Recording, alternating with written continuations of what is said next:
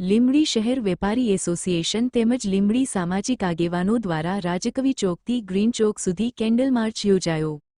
પહેલગામમાં થયેલા આતંકી હુમલાના 28 મૃતકોને શ્રદ્ધાંજલિ પણ આપવામાં આવી। લીંબડી શહેરમાં આવેલ રાજકવિ ચોકથી શરૂ કરીને ગ્રીન ચોક સુધી કેન્ડલ માર્ચ કરવામાં આવેલ।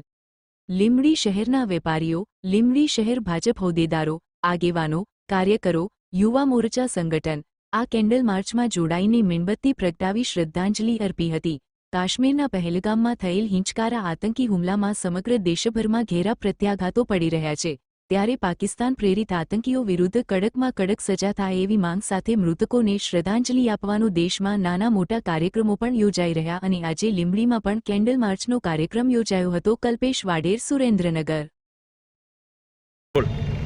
તાજેતરમાં કાશ્મીર પહેલગામ ખાતે જે પ્રવાસીઓ એના પરિવાર સાથે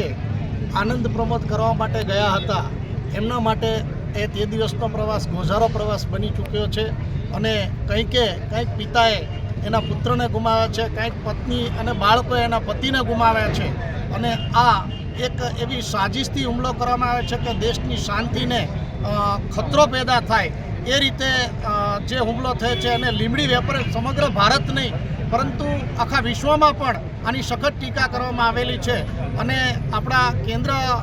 સરકાર પણ એના માટે મક્કમ અને નક્કર પગલાં લઈ રહી છે અને પાકિસ્તાનને પણ આકરારો જવાબ આપી રહી છે। ત્યારે લીંબડી વેપારી એસોસિએશન દ્વારા પણ આ હુમલાને સખત શબ્દોમાં વખોડી કાઢવામાં આવે છે અને આવી નિંદનીય કૃત્ય કરવા બદલ અધમ આતંકીઓને સખ્તમાં સખ્ત સજા થાય અને ફરી પાછું આવું કોઈ કૃત્ય કોઈ આતંકીઓ ન કરે એ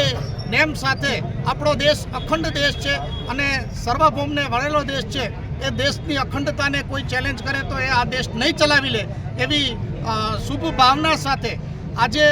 ફરી પાછો આવો હુમલો ન થાય અને દેશની અંદર એક એવો સંદેશ જાય એવા માધ્યમથી એવા આશયથી આપણે જ્યારે